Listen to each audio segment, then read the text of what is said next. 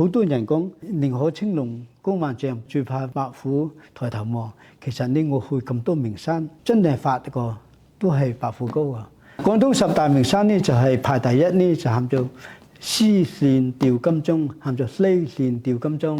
即係西蓮吊金鐘都係白虎稍微高啲噶。嗰個呢，佢就係西蓮，即係後面佢來龍真係當一條線咁細個。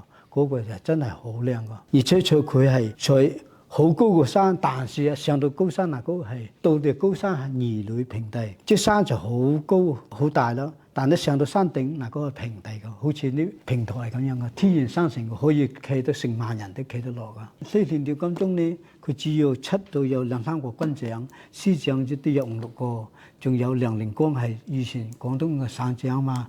明朝出到有梁柱啊，梁柱係做到丞相級個官啊。總之廣東最大嘅人物，梁柱都有份。廣東最大嘅人物，即係一個係張九齡，一個梁柱係屬於廣東出到最大嘅人。由於佢啲山靚有結合，佢7個人犀利先得噶嘛，唔係佢啲山靚做名山噶嘛，要7個人犀利先得噶嘛，7個人犀利正係靚噶嘛。